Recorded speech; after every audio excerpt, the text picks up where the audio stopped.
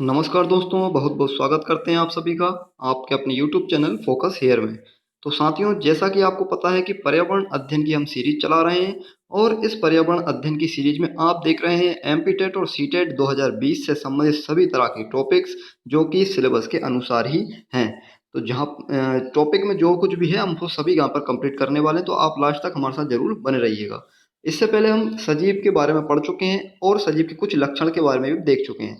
जैसे कि सजीव में किस तरह के लक्षण होते हैं जिनसे हम उनको सजीव कहते हैं। ठीक है, तो सबसे पहला काम कि भाई सजीव जो होते हैं वो सभी सजीव क्या होते हैं, भोजन की उनको क्या होती है, आवश्यकता होती है। तो एक तो लक्षण इसका ये हो गया था। इसके बाद हमने देखा कि जो सभी सजीव होते हैं वो सभी क्या करते हैं, श्वसन भी करते हैं। ठीक है, पेड़ पौधे करते हैं भाई किसके द्वारा श्वसन, एक तरह से कार्बन डाइऑक्साइड ग्रहण करते हैं पेड़ पौधे। ठीक है ना, और प्रकाश संश्लेषण क्रिया करते हैं। इस तरह से हमने कुछ और भी चीज़ें देखी कि भाई ये जंतु जो हैं तो उनके श्वसन अंग क्या-क्या हैं, यानी किस तरह से वो श्वसन करते हैं। जैसे कि मनुष्य, शेर, गाय, साँस, ये सभी छिपकली वगैरह होते हैं, ये सभी किससे करते हैं, फेफड़े या फुफ्फुस द्वारा करते हैं।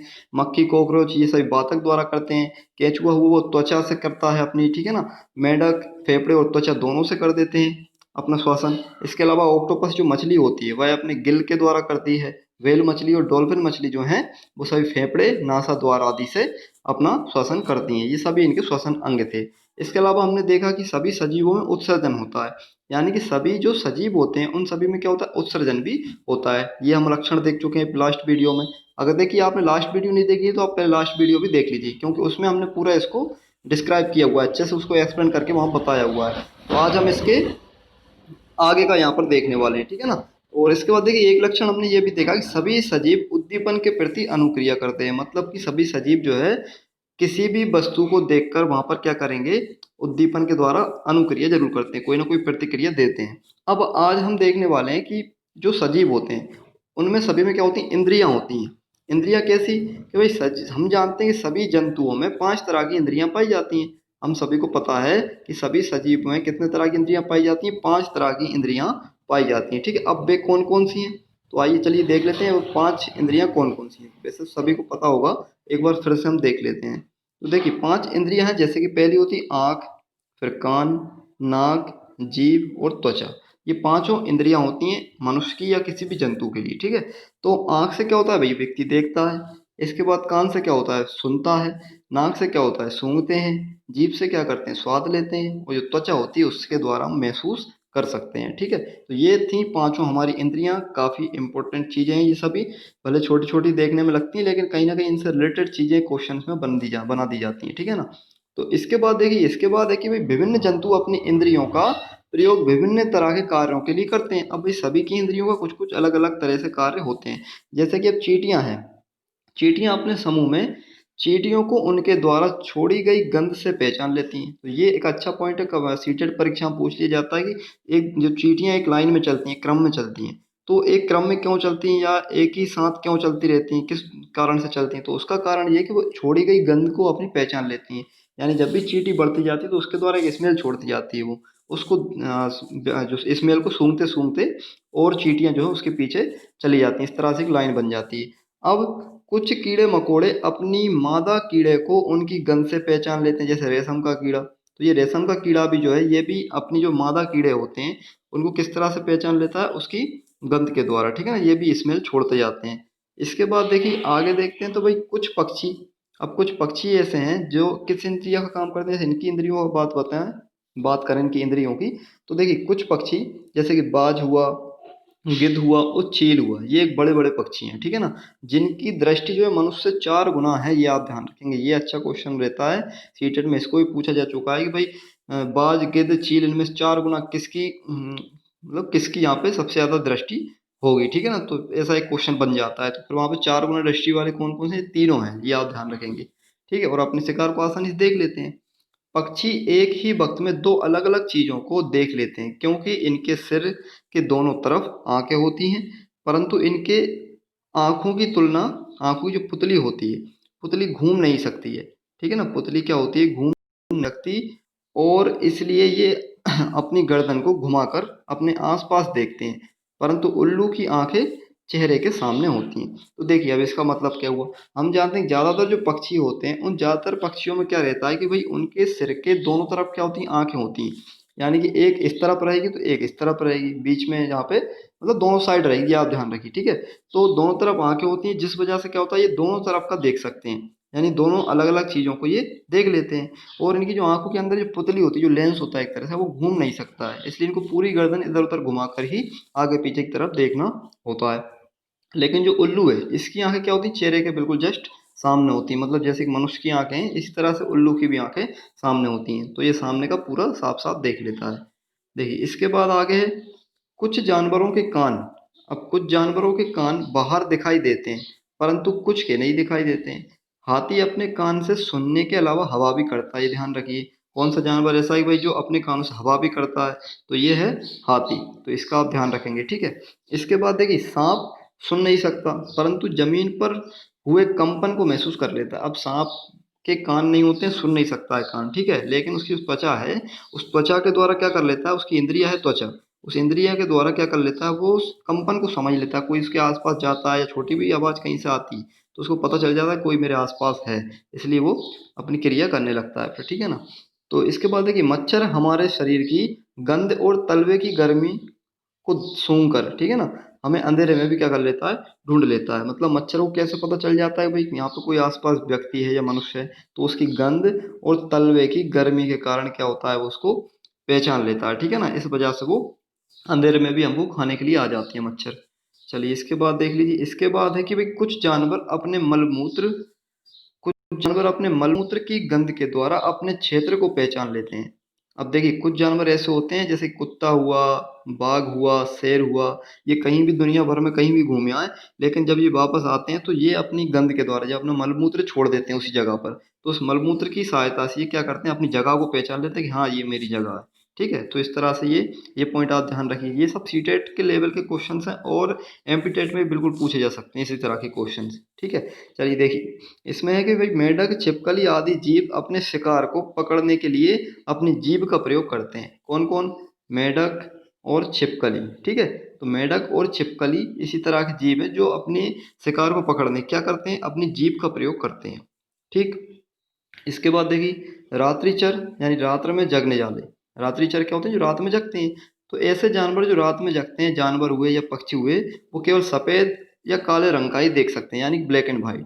जब भी ये रात में जागने वाले जो पक्षी होते हैं या जो भी जानवर हैं, वो सभी क्या कर सकते हैं, केवल रात में केवल ब्लैक एंड वाइट देख सकते हैं, यानी सफ़ेद और काले रंग का ही देख सकते हैं। जैसे उल्लू हुआ, ठीक है, रेगून हुआ, ये इस तरह के कुछ जानवर और कुछ पक्षी हैं, ठीक है ना।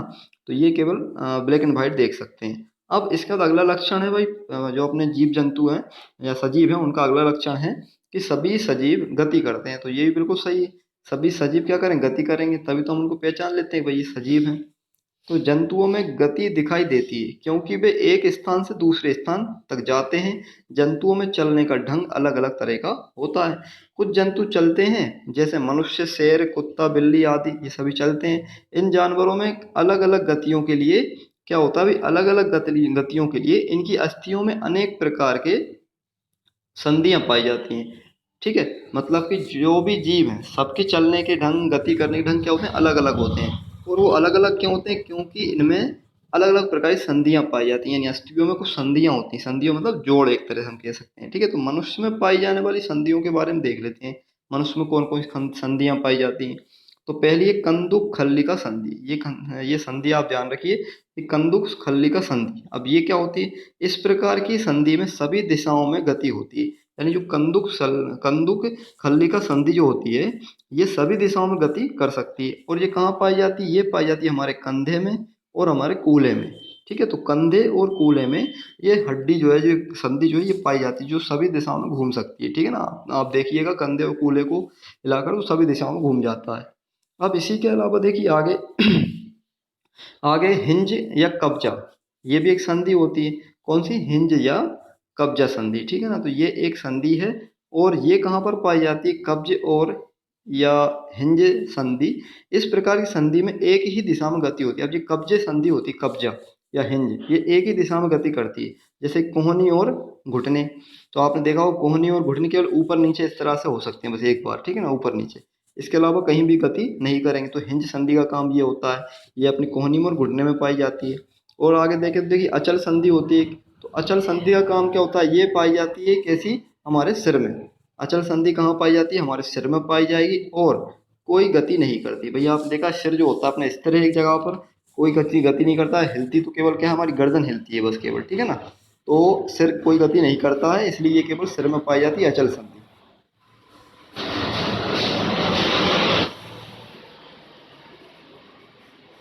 इसके बाद है देखिए दुराग्र संधि होती है एक। दुराग्र संधि यानी कि खूंटी संधि।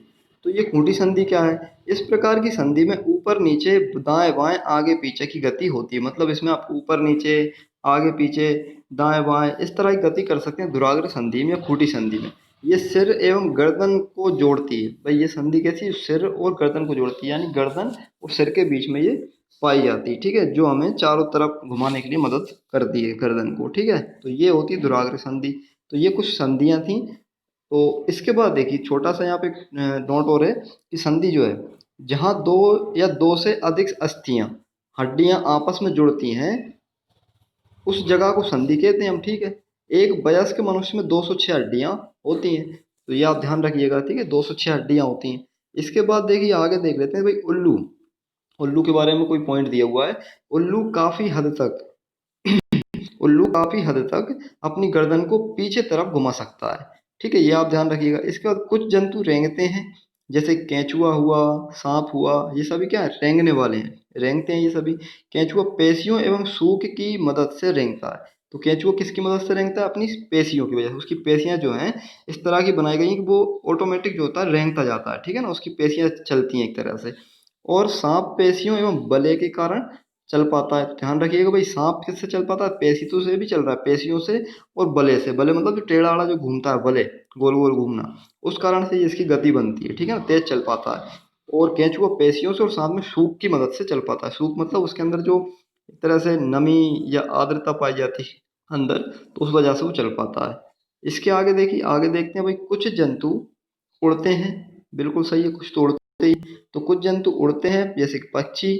पक्षी अपने पंखों की मदद से उड़ते हैं, परंतु शुतुरमुर्ग और एमू पक्षी उड़ते नहीं है। तो आप ध्यान रखिए ऐसा कौन सा पक्षी होते हैं या कौन से पक्षी होते हैं जो उड़ते नहीं है। तो आपको क्या कहना है? शुतुरमुर्ग और एमू पक्षी। एक एमू पक्षी भी होता है जो उड़ता नहीं है, ठीक है ना, लेकिन ये काफी गति से दौड़ सकते हैं, यानी भाग बहुत गति से लेते हैं लेकिन उड़ नहीं सकते हैं। तो ये इस तरह कुछ पक्षी हैं। इसके बाद कुछ जंतु तैरते भी हैं, जैसे कि मछली हुई, बतख हुई, ये सभी क्या तैरती हैं। मछली अपनी धारा रेखीय शारीरिक आकृति के कारण, यानी जो मछली है वो कैसे तैर लेती है? उसकी रेखीय यानी धारा रेखीय शारीरिक आकृति, उसकी आकृति ऐसी बनाई गई है, धारा रेखीय आकृति है, जिस कारण से वो तैरती है, ठीक है। बतख अपने जाल युक्त पदांगुलियों के कारण तैरती है। तो बतख क्यों तैर पाती है? उसमें जाल युक्त क्या होती हैं? पदांग उंगलियां होती हैं, पादांग उंगलियां, ठीक है ना। इस तरह से जो उसके पंजे आप देखेंगे पंख टाइप के, तो उसके कारण से वो क्या होती है? तैर पाती है। इसके बाद मेढक भी पदांगुलियों के कारण ही तैरता है। तो आप मेढक के पैर देखोगे इस तरह से पंखुड़ियों जैसे कटे कटे से होते हैं, कुछ टाइप के फैले हुए से इस टाइप से होते हैं। तो ये ऐसे पदांगुलियों कहलाती हैं एक तरह से, ठीक। तो ऐसे जाल युक्त के कारण ये क्या होते हैं? तैर पाते हैं पानी। बतख हुए, मेढक हुए और मछलियां धारा रेखीय आकृति के कारण तैर पाती हैं। तो ये काम की चीजें हैं, ठीक है ना। इसके बाद देखिए कुछ जंतु फुदकते हैं। अब फुदकने में जैसे मेंढक भी आ जाएगा, ये चलता भी है, तैरता भी है और फुदकता भी है, ठीक है ना। चलिए इसके बाद देखिए अब कुछ जंतु चलते भी हैं, चढ़ते भी हैं और उड़ते भी हैं। तो जैसे कॉकरोच हुआ, ये कॉकरोच ऐसा ही चलेगा भी, उड़ता भी है ये, और साथ में चढ़ता भी, ऊपर भी चढ़ता है, चलते भी हैं, उड़ते भी, सब काम कर लेता है, ये कॉकरोच होता है। इसके बाद आगे देखें तो आगे है देखिए पौधे भूमि में स्थिर रहते हैं। अब पौधे क्या हैं? पौधे जो है भूमि के अंदर स्थिर रहते हैं, परंतु उनमें पत्तियों का हिलना, फूलों का खिलना, बंद होना, उद्दीपनों के प्रति अनुक्रिया दिखाना आदि उनमें गति को दर्शाता है। मतलब पेड़ पौधों में फूल हैं या पेड़ पौधे हैं या पत्तियां हैं, वो सभी कहीं ना कोई गति जरूर करती हैं, ठीक है। तो ये ध्यान रखिए आप, सभी सजीव गति जरूर करते हैं अपनी संधियों के कारण, अपने जो भी अंग हैं, जो भी आकृतियां हैं, उनके कारण कहीं ना कहीं सभी गति करते हैं, ठीक है। चलिए इसके बाद देख लेते हैं सजीवों में प्रजनन होता है। तो ये आप ध्यान रखेंगे आपकी सजीवों में क्या होता है? प्रजनन जरूर होता है। तो प्रजनन क्या है कि अपने जैसी जाति के और प्राणी बनाना, ठीक है ना, बनना, तो वो सब प्रजनन कहलाता है। जिस प्रक्रिया के द्वारा सजीव अपने समान संतान उत्पन्न करते हैं उसे हम प्रजनन कहते हैं। वे जंतु जिनके शरीर पर बाल होते हैं, अब ये पॉइंट है, ठीक है ना, पॉइंट वाली बात है कि जिनके शरीर पर बाल होते हैं, जिनके कान दिखाई देते हैं, वो बच्चों को जन्म देते हैं। यानी जिनके शरीर पे आपको बाल दिख जाएं या कान बाहर दिखाई दे रहे हैं बाहर की ओर, तो आप समझ लेना कि भाई ये जो जंतु है ये क्या करेगा, बच्चे को जन्म देता है। ठीक है, इन जंतुओं को जरायुज कहते हैं। अब ये जो जंतु बनते हैं, ठीक है, या ये जो जंतु होते हैं जो बच्चों को जन्म देते हैं, उन्हें हम क्या कहते हैं, जरायुज कहते हैं। जैसे कि मनुष्य हुए, कुत्ते हुए, गाय हुई, शेर हुए, हाथी हुए, ये सब क्या है, जरायुज हैं, क्योंकि ये बच्चों को जन्म देते हैं। इसके बाद वे जंतु जिनके कान दिखाई नहीं देते और जिनके बाल भी शरीर पर दिखाई नहीं देते हैं, जिनके कान भी नहीं दिखाई दें और जिनके बाल भी नहीं दिखाई दें, तो वे अंडे अंडे देते हैं। तो आप ये ध्यान रखिए कि वे अंडे देंगे, ठीक है ना। इन जंतुओं को अंड प्रजक कहते हैं। तो ये कैसे जंतु होते हैं, अंड प्रजक, यानी कि अंडे देते हैं। जैसे कि पक्षी, मेंढक, बतख, मछली, ये सभी अंडे देते हैं, इसलिए इनको अंड प्रजक कहते हैं। और जो बच्चे जन्म देते हैं उनको हम जरायुज कहते हैं, ठीक है ना। चलिए इसके बाद देख लीजिए, चमगादड़, व्हेल मछली, सील मछली, तो ये सभी क्या करते हैं। तो देखिए चमगादड़, व्हेल मछली, सील मछली बच्चों को जन्म देती है। जो बच्चों को जन्म देते हैं और दूध पिलाते हैं, इसलिए इनको स्तनधारी भी कहा जाता है। ध्यान रखिएगा आप, जो बच्चों को जन्म देते हैं और उनको दूध पिलाते हैं, तो ये स्तनधारी भी कहलाते हैं। चमगादड़ हुई, ये भी पक्षी है चमगादड़, व्हेल मछली है, ठीक है, सील मछली है, ये सभी भी क्या है, बच्चों को जन्म देती हैं और साथ में स्तनधारी भी हैं कि वो दूध भी पिलाती हैं। ठीक, चलिए इसके बाद देख लेते हैं। अब आगे ये एक और सारणी है, ये भी काफ़ी इंपॉर्टेंट है, परीक्षा में यहाँ से भी डायरेक्ट क्वेश्चन पूछ लिए जाते हैं। तो देखिए, अब यहाँ पे एक जीव का नाम दिया और बच्चे का नाम दिया, उसके बच्चे को क्या कहते हैं। तो जो कपी है, कपी एक जीव होता है और इसके बच्चे का नाम क्या होता है, इसको हम बच्चा ही कहते हैं, कपी को हम बच्चा ही कहेंगे, ठीक है ना, इसके जो बेबी होगा इसका। इसका चमगादड़, कुत्ता और सारक इसका पिल्ला कहलाता है, जो इसका बेबी होता है उसको हम पिल्ला कहते हैं या पिल्ली कहते हैं, ठीक है, चमगादड़, कुत्ता और सारक को। इसके बाद जो भालू होता है, तो भालू के बच्चे को हम कहते हैं शावक। पक्षी और पेंगुइन होते हैं, इसके बच्चे को कहते हैं चूजा, ठीक है। और तितली होती है तो इसको हम कहते हैं कैटरपिलर, तो ये तो आपने सुन ही रखा है, कैटरपिलर कहते हैं बच्चे को। इसके बाद ऊंट, हाथी, जिराफ या याक, इसके बच्चे को हम कहते हैं बछड़ा या बछिया। इसके बाद कौवा होता है, तो कौवे के बच्चे को भी हम क्या कहेंगे, चूजा कहेंगे। ज़्यादातर पक्षियों के बच्चों को हम चूजा ही कहते हैं, ठीक है ना। मेढक, तो मेढक के को टेडपोल बोलते हैं, ध्यान रखिएगा, ये पूछ लिया गया एक दो बार, ठीक है, टेडपोल कहा जाता है। इसके बाद और देखें तो बाज के बच्चे को कहते हैं हम यास, ठीक है। घोड़ा, जेबरा, इसके बच्चे को बछेड़ा या बछेड़ी कहेंगे। कंगारू के बच्चे को जोई कहते हैं, जोई, ठीक है ना, जोई, तो ये आप ध्यान रखेंगे। इसके बाद बंदर के बच्चे को कहते हैं शिशु और खरगोश के बच्चे को कहेंगे वन्नी, भेड़ के बच्चे को कहेंगे मेमना और शेर के बच्चे को कहेंगे शावक। तो ये कुछ खास खास नाम थे, ये भी डायरेक्ट क्वेश्चन बन जाते हैं परीक्षाओं में, इसलिए इनको भी हमें याद रखना है। इसके बाद अब कुछ छोटा सा पॉइंट और बचा हुआ है, जैसे कि पौधों में प्रजनन मुख्य रूप से बीजों के द्वारा होता है, परंतु निम्न तरीकों में से भी प्रजनन हो जाता है। देखिए, अब हम जानते हैं प्रजनन मतलब पेड़ पौधों प्रजनन कैसे होता है, प्रजनन बीज लगाओगे आप, पौधा निकलेगा, लेकिन कुछ और तरीके से प्रजनन हो जाता है। जैसे अब कलम के द्वारा, कलम के द्वारा कौन करता है प्रजनन, गुलाब करता है। यानी आपने गुलाब को देखा हो, गुलाब की आप कोई डंडी तोड़ के ले जाओ, उसको लगा दोगे तो वो कलम जो है लग जाती है, ठीक है ना, तो कलम के द्वारा। इसके बाद कली का द्वारा भी हो जाता है, कली का द्वारा आलू में हो जाता है। तो अपन आलू की अगर कली का निकाल के लगा देंगे तो आलू लग जाएगा, ठीक है ना, तो ये कली का द्वारा हो गया। यानी आंख द्वारा, एक तरह से देखा होगा आपने, आलू में कलिका सी दिखाई देती है, आंख टाइप की, ठीक है ना। अब इसके बाद पत्ती के द्वारा भी हो जाता है, जैसे कि पत्तर चट्टा एक होता है, एक पौधा पत्तर चट्टा और ब्रायोफिलम। तो ब्रायोफिलम और पत्तर चट्टा नाम के पौधे होते हैं, तो वो किससे लग जाते हैं, पत्ती से ही लग जाते हैं। जैसे गेंदे का फूल हुआ, वो भी पत्ती द्वारा ही लग जाता है, उसकी फूल द्वारा, ठीक है ना। इसके बाद जड़ द्वारा, अब जड़ से कौन लग जाते हैं, शकरकंद हुआ, जड़ से लग जाता है, ठीक। तो ये ऐसी कुछ छोटे छोटे पॉइंट है, ये भी हम ध्यान रखेंगे। और इसके बाद सजीवों के लक्षण के रूप में, सजीवों में वृद्धि होती है, बिल्कुल होगी वृद्धि, जब भोजन प्राप्त कर रहे हैं, श्वसन कर रहे हैं, गति कर रहे हैं, तो इनमें वृद्धि भी जरूर होगी, ठीक है ना, तो ये भी आप ध्यान रखेंगे। इसके बाद सजीवों की मृत्यु भी होती है, तो ये तो प्रकृति का नियम है कि भाई सभी की मृत्यु जरूर होगी। तो साथियों, अगर वीडियो पसंद आया तो लाइक शेयर सब्सक्राइब जरूर करें और इसी तरह हमारे साथ बने रहें, क्योंकि और भी बहुत सारे टॉपिक इसी तरह के आपको मिलने वाले हैं, जो हमारी सीटेट और एमपीटेट की तैयारी बहुत ज़्यादा अच्छी करवाने वाले हैं। तो बहुत बहुत धन्यवाद आप सभी का।